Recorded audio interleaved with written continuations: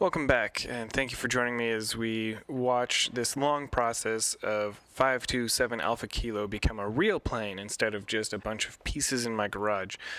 In this video, I'm going to be working on the rear spar for the horizontal stabilizer, continuing to work on the rear spar, which is, as you can see me doing right now, deburring a bunch of holes and then going through and I'm going to apply anti-corrosive to this spar and get it ready to put doublers on. And then I will go ahead and put the doublers on as well.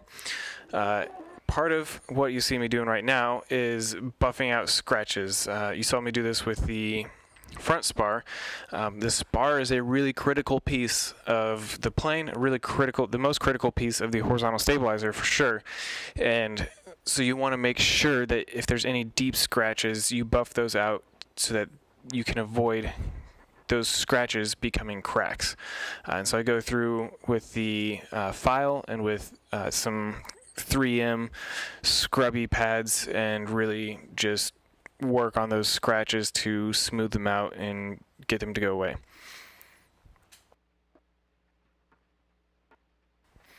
Also in this video, I will start the annoying process of working on the ribs for the horizontal stabilizer. That's a process that I'll go into more when the video gets there in a couple minutes. Right now, you see me prepping the doublers, getting them ready to go so that I can attach the doublers for the rear spar. The doublers are going to provide extra rigidity since, again, this is a very critical part of the horizontal stabilizer.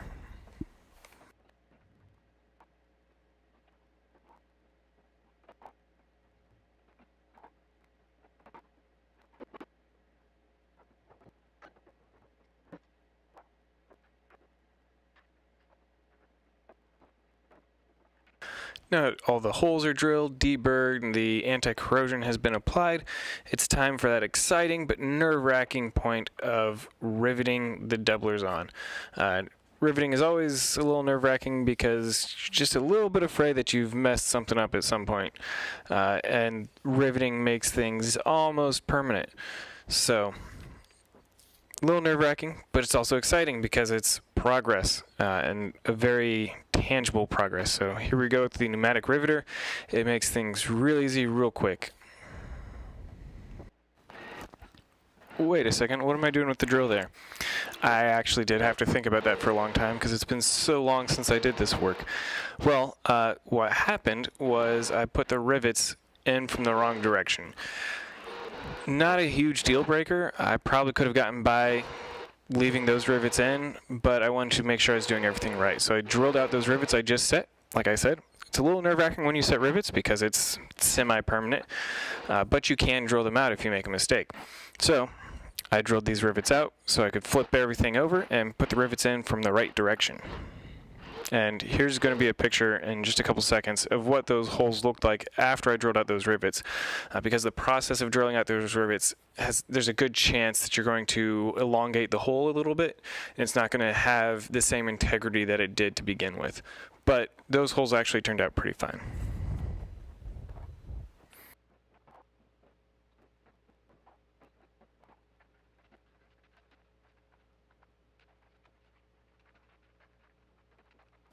And now the rivets are facing the right direction, so it's time to drive them and set them.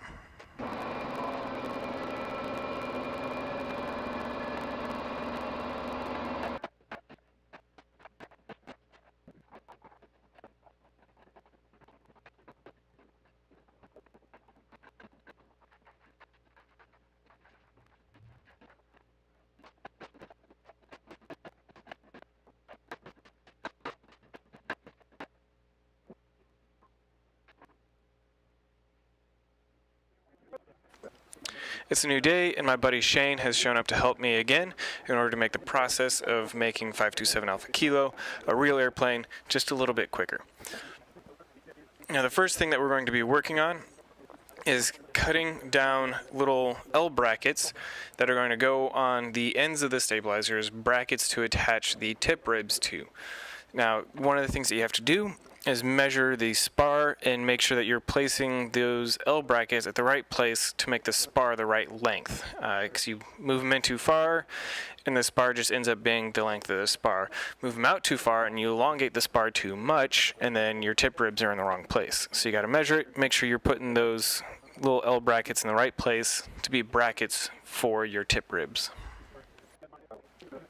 Now, the difficulty in doing this for me is, again, I don't have the documents that are specific to this airframe. I have documents for the previous airframe, the one that's just a tiny bit smaller than this. The horizontal stabilizer is the same size on that airframe, but the elevator is smaller.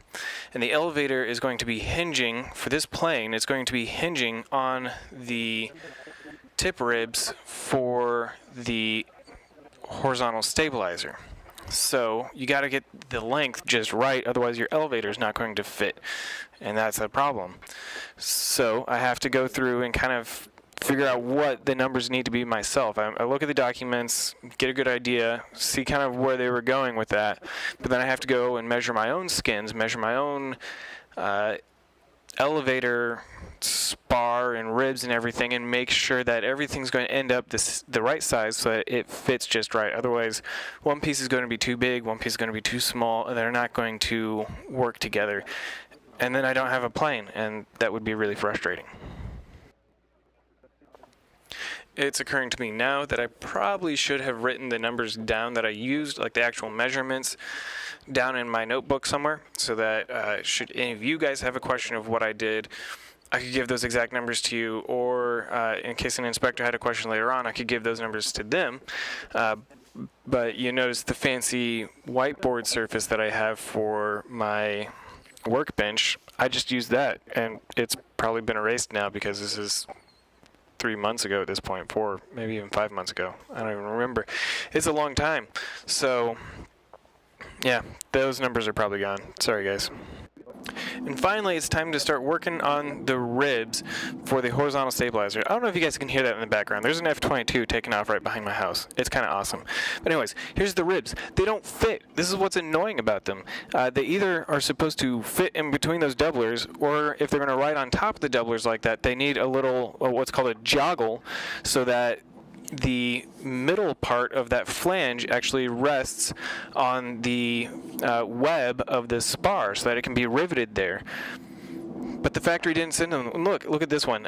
Even without the doublers, they don't fit. The top and bottom flanges keep the front and back flanges from actually making contact with the web of the spar.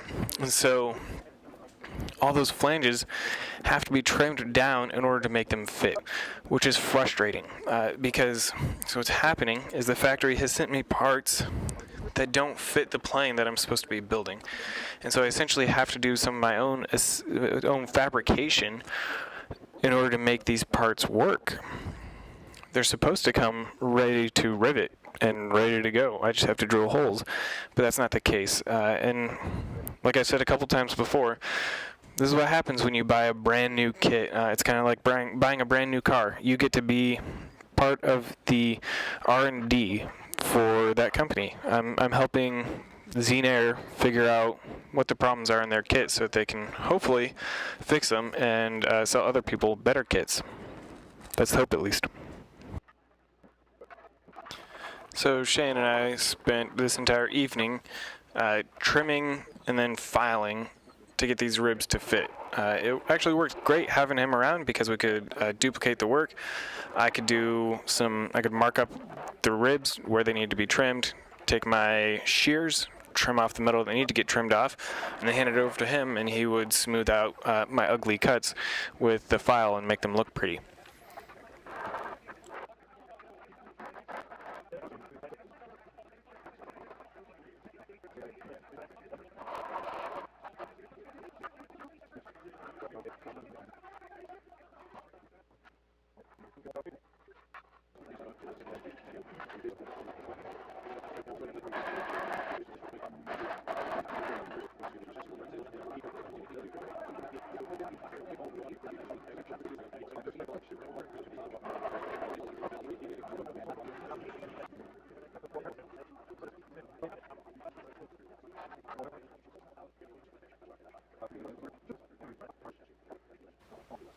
You see me running back every once in a while.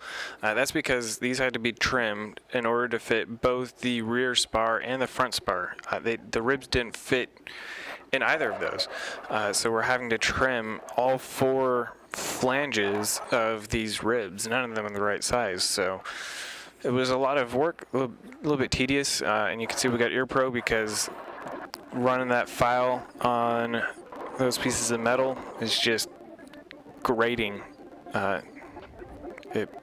It's a terrible noise.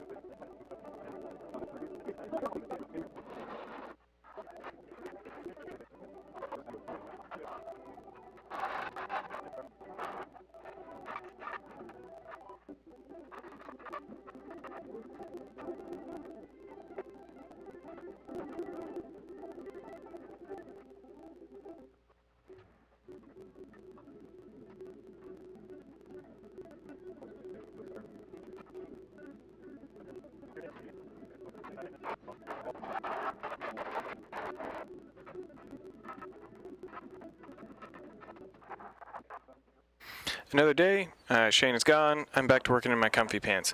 But a lot of the same work, still trimming and filing. And here's some pictures to show you how much I had to take off. That bottom rib is what came from the factory. That top rib is one that I trimmed to make it fit. Yeah, I had to. It's not a ton of metal, but it's a bunch of metal that I shouldn't have had to take off in the first place. And look at that flange, how much I had to cut that flange down in order to get it to fit in between the doublers. There was a lot that needed to come off.